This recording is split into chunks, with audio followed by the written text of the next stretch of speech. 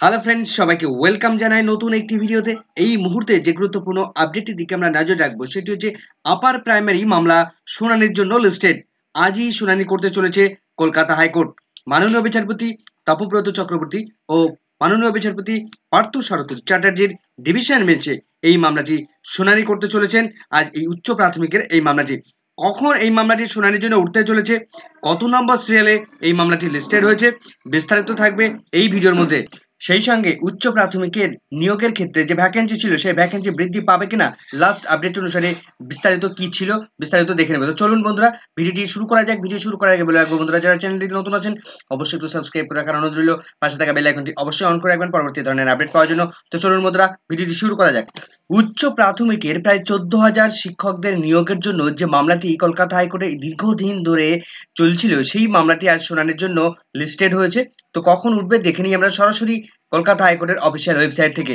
তো আমরা যেটা দেখতে পাচ্ছি, উচ্চ প্রাথমিকের যে মামলাটি সেই মামলাটি যার কেস টাইপ নাম্বার হচ্ছে ম্যাট নাম্বার ফাইল নাম্বার 655/2021-এর, যে মামলাটি রেজিস্ট্রেশন নাম্বার 638/2021-এর, যে মামলাটি কবে কি ফার্স্ট হিয়ারিং হয়েছিল সেটা ডেট আমরা দেখতে পাচ্ছি, এবং নেক্সট হিয়ারিং দেখুন 21শে মে 2024 তারিখে গিয়ে আজকের এই মামলাটি শুনানির জন্য লিস্টেড হয়েছে। তো মামলাটি কোন বেঞ্চে চলছে, মাননীয় বিচারপতি তপব্রত চক্রবর্তী এবং অনারেবল জাস্টিস পার্থ সারথী চ্যাটার্জির যে ডিভিশন বেঞ্চ, সেই ডিভিশন বেঞ্চে এই মামলাটি শুনানির জন্য উঠতে চলেছে। তো মামলাটির পিটিশনার কে রয়েছেন, মামলাটির পিটিশনার এখানে আমরা দেখতে পাচ্ছি রাজীব ব্রহ্ম versus state of West Bengal. এই মামলাটির সঙ্গে অনেকগুলো ক্যান ফাইল অ্যাডমিশন হয়েছে, দেখুন ক্যান প্রচুর ক্যান রয়েছে। তো পরপর আমি একটু নিচের দিকে নামিয়ে যাচ্ছি, লাস্ট যে আপডেটগুলো ছিল সেই আপডেটগুলো দেওয়ার চেষ্টা করব। তো দেখুন ক্যানগুলো প্রচুর পরিমাণে ক্যান রয়েছে একসঙ্গে, একটু নিচে নামিয়ে দিচ্ছি। তো সেই সঙ্গে মেন যে মামলা রাজীব ব্রহ্মের যে মেন মামলা সেই মামলাটা এখানে রয়েছে। অন্যান্য যে মামলাগুলো মূল মামলার সঙ্গে আরো যে মামলাগুলো যুক্ত রয়েছে সেই মামলাগুলোর ডায়েরি এখানে আপনারা দেখতে পাচ্ছেন, তার কেস নাম্বার এখানে দেখা যাচ্ছে। পরপর অনেকগুলো মামলা কিন্তু এখানে লিস্টেড রয়েছে। এই মামলাটি দীর্ঘদিন ধরে কিন্তু শুনানি প্রক্রিয়া চলছে, তার ডেট আপনারা দেখতে পাচ্ছেন পরপর। তো আমরা সরাসরি লাস্ট কবে কি আপডেট উঠে এসেছিল সেই জায়গাটাতে চলে যাওয়ার চেষ্টা করব। আমরা দেখতে পাচ্ছি লাস্ট যেদিন শুনানি হয়েছিল মাননীয় বিচারপতিরা অর্ডার দিয়েছিলেন 20/3/2024 তারিখে। মাননীয় বিচারপতি তপব্রত চক্রবর্তীরা তারা কিন্তু 20 মার্চ 2024 তারিখে গিয়ে লাস্ট অর্ডার দিয়েছিলেন, লাস্ট শুনানি এদিন হয়েছিল। তো আজকে এই মামলাটি কখন লিস্টেড হয়েছে সরাসরি আমরা কলকাতা হাইকোর্টের অফিসিয়াল ওয়েবসাইটে তার কজ লিস্টটা দেখে নেব। তো আমরা কলকাতা হাইকোর্টের অফিসিয়াল ওয়েবসাইটে অ্যাপিলেট সাইডে আমরা দেখতে পাচ্ছি daily cause list. Daily cause লিস্টে আজকের ডেটে দেখুন 21শে মে 2024 তারিখে গিয়ে কোর্ট নাম্বার 11-তে এই মামলাটি শুনানির জন্য লিস্টেড হয়েছে। তো ডিভিশন বেঞ্চে মাননীয় বিচারপতি তপব্রত চক্রবর্তী এবং মাননীয় বিচারপতি পার্থ সারথী চ্যাটার্জির যে বেঞ্চ, সেই বেঞ্চ কিন্তু 10:30টার সময় বসতে চলেছে। তো আমরা দেখে নেব উচ্চ প্রাথমিকের এই মামলাটি কখন শুনানির জন্য লিস্টেড হয়েছে, কত নম্বরে লিস্টেড হয়েছে, কখন মামলাটি উঠছে। তো আমরা একটু নিচের দিকে নামাবো, নিচের দিকে নামিয়ে দেখবো মামলাটি কখন লিস্টেড হয়েছে। একটু নিচের দিকে নামালে আমরা দেখতে পাবো।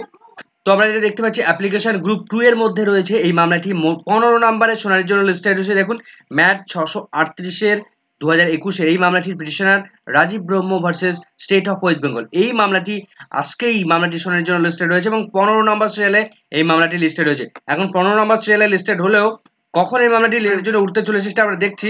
তো এই আইএ ফাইল কতগুলো আইএ বা ক্যান অ্যাডমিশন হয়েছে সেটা কিন্তু আমরা দেখতে পাচ্ছেন, এতগুলো ক্যান অ্যাডমিশন কিন্তু ইতিমধ্যে হয়েছে। এবং এর সঙ্গে মূল মামলা দেখুন কতগুলো মূল মামলা রয়েছে। এই যে ডাব্লিউটি 16 মানে 15-র পরে ডাব্লিউটি 16, 17, 18 এভাবে কিন্তু পরপর অনেকগুলো মামলা কিন্তু পরপর রয়েছে। পরপর আমরা দেখে নেব একটুখানি যে লাস্ট কত নম্বর সিরিয়ালে এই মামলার সঙ্গে ট্যাগ হয়েছে আজকে। তো টোটাল 50টি মামলা, মূল মামলা 50টি, এবং তার পাশাপাশি অনেকগুলো ক্যান অ্যাডমিশন কিন্তু রয়েছে। প্রত্যেকটা মামলার সঙ্গে দেখুন ক্যান রয়েছে, প্রত্যেকটা এই 49-এরই দেখুন ক্যান 1 রয়েছে, 50-এর ক্যান 1 রয়েছে। সুতরাং অনেকগুলো মামলা কিন্তু একসঙ্গে লিস্টেড হয়েছে। তো আমরা দেখবো এই মামলাটি আজকে কখন লিস্টেড হয়েছে, কখন আজকে এই মামলাটি উঠতে চলেছে সেই সরাসরি আমরা দেখবো। তো উচ্চ প্রাথমিকের এই মামলাটি কখন লিস্টেড হবে সেটা কিন্তু পরিষ্কারভাবে উল্লেখ করা রয়েছে এই জায়গাটাই দেখুন, অ্যাট 2 PM দুপুর 2টোর সময় এই মামলাটি উঠতে চলেছে।